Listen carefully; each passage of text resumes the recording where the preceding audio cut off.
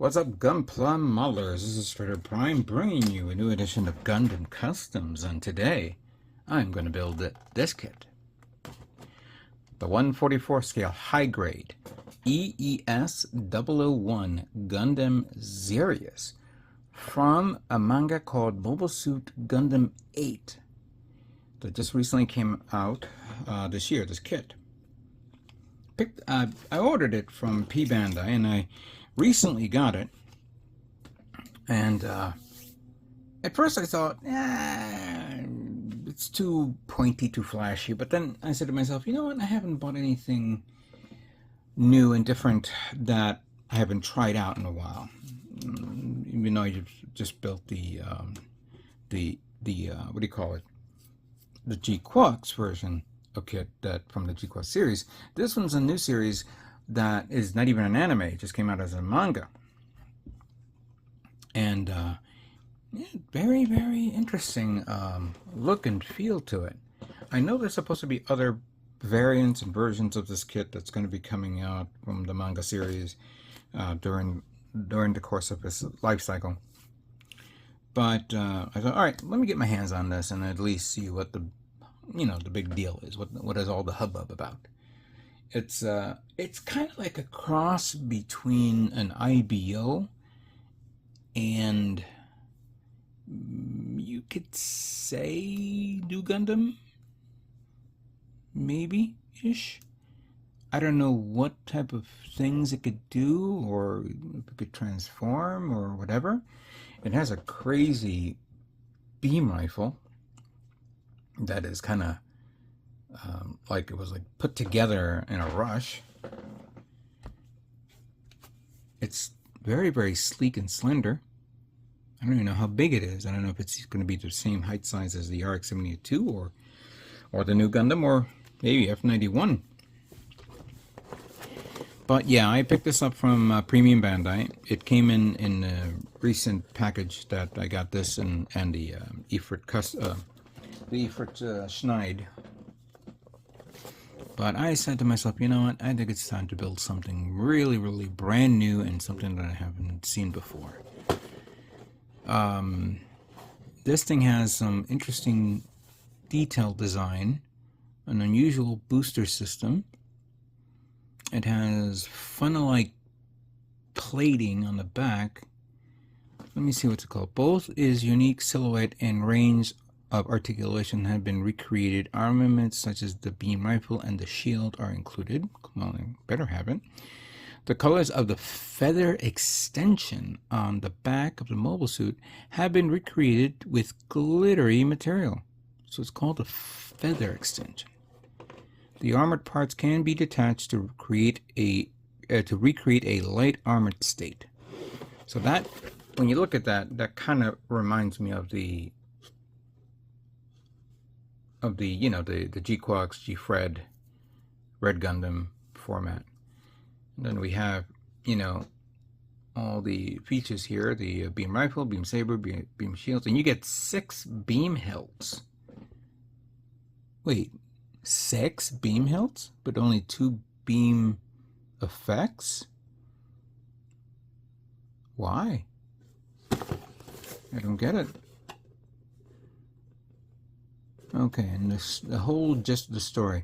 The third planet in the solar system, Earth. Eons have passed since the birth of humanity. Groundbreaking developments in science and biotechnology has freed humanity from conflict and suffering, bringing them eternal prosperity. Or so it was supposed to be.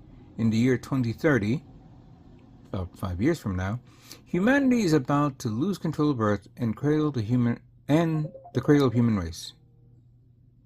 I'll call you in a minute. Humanity is about to lose control. Okay, and 258 survivors are left with only a single Gundam.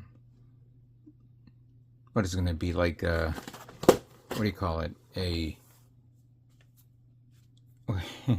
Like a battle royale? Who's going to pilot the Gundam? That'd be funny to see something like that. But I don't think that will be coming out as an anime. Maybe it's a short or something, but interesting. Sorry, of course, somebody called me and I'm in the middle of recording and I don't want to lose my momentum here. but let me send kind message saying, give me a minute. Give me a minute, please. Thank you.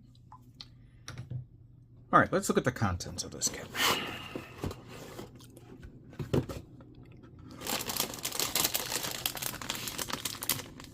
So we have the feathers, which is clear bluish tone, and then the beam saber hilt parts. We have the what looks like to be polycaps, are very, very thin.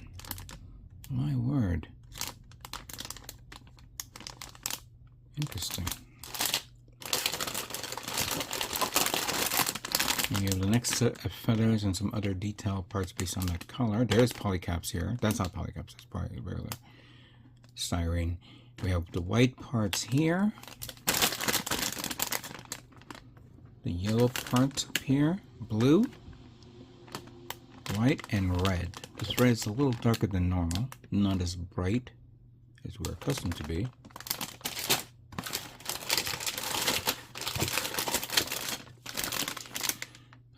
Let's see here. We got more white parts here. We have the parts of the shield. There's the beam sabers, the hilt. But why 6? And you only have 2 beam effect parts. That doesn't make any sense. And we have stickers here, and the other inner frame parts. That has to be for the shield. That's actually for the beam rifle, and probably some other things. I wonder if this is similar to an IBO kit where you're building the inner frame and then work your way up. And then here is the manual. Let me prepare the table and we'll review the manual. Alright. The picture has this weird pinkish hue, yet I don't see that on the kit.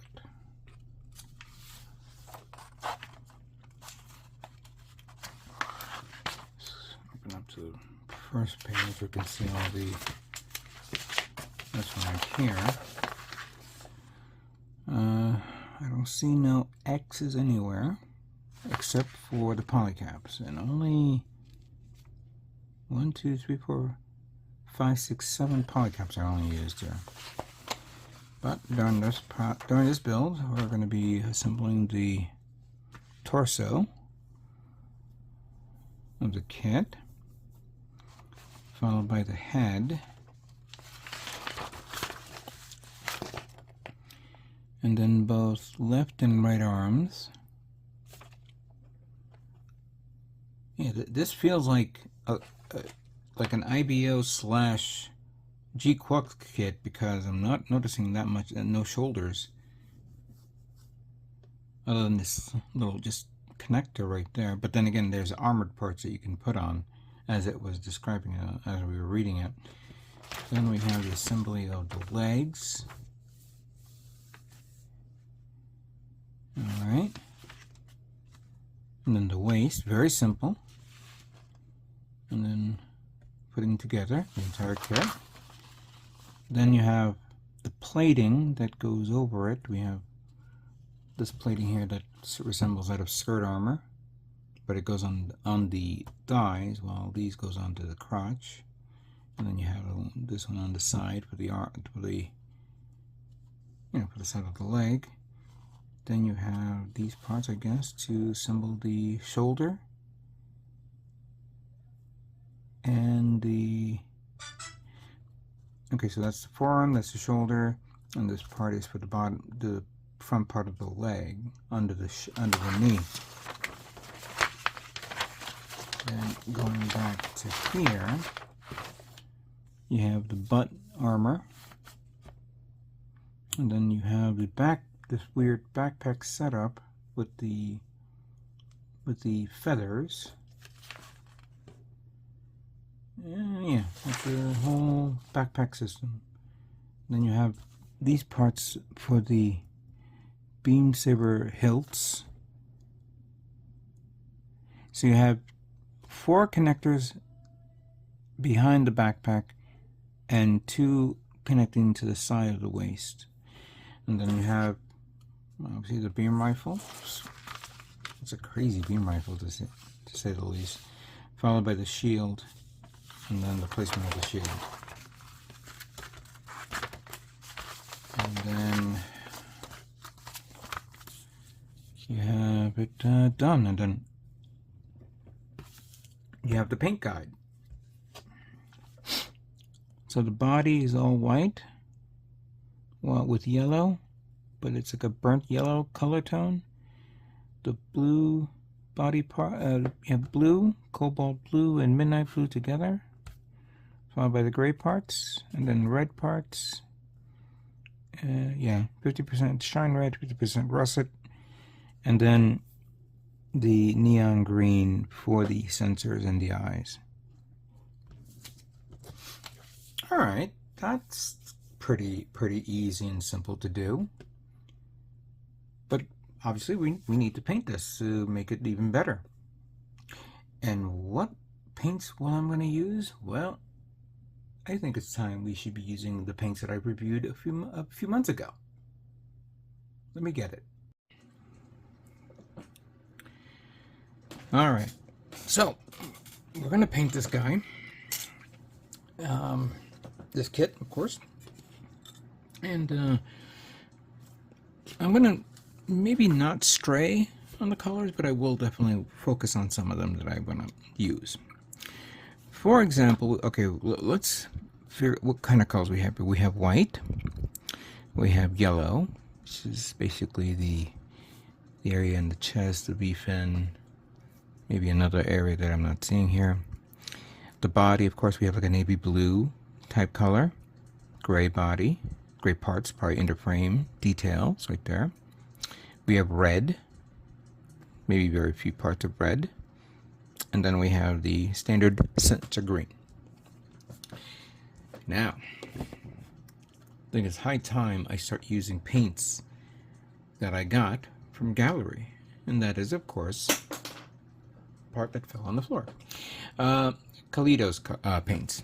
I've been meaning to try these out now on on the next couple of kits that I'm going to be working on. And we're going to begin with Cool White. Give it a nice bright color tone. So we have Cool White right here.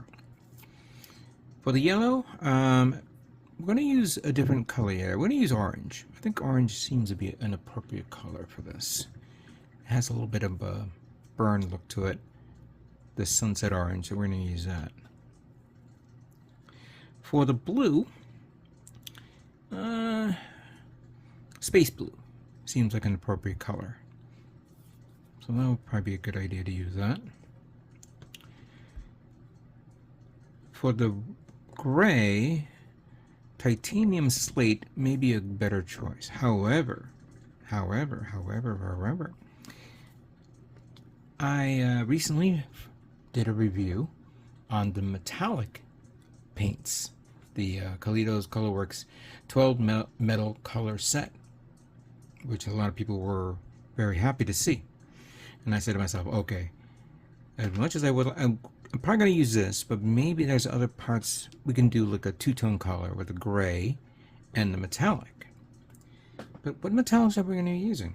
Well, I have my set of spoons here that I finished reviewing, and I think I'm going to use, let's see here, here we go, number 002, the gunmetal color. So I have my paints over here, which I didn't put away in the box yet, which I will do soon, because I was so hyped with this other stuff. Where are you? 002, there's 005, there's 006, 7, 4, 1. I know I'm missing it. It's here. I just gotta move stuff around just to see it. 4, 5.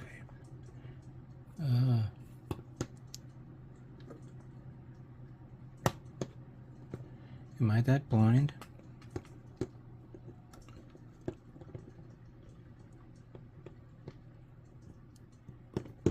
Okay, here it is. That's it. 002. gunmetal. So this will complement the other one, the gray. We'll put this away. If I see something else that I may want to change, we'll ad hoc it and figure it out. And then, of course, the red color, we're going to be using dark coral for this.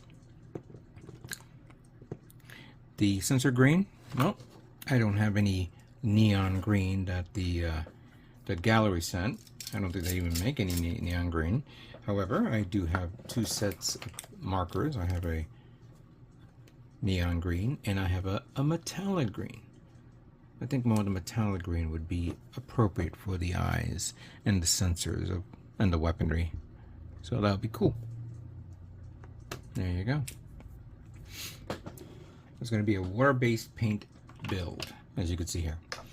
And hopefully it'll be fun for everybody to see. Try out, see how well these paints will work on this high-grade kit. Alright, with that being said, let me stop talking and let me begin building Gundam Zirius.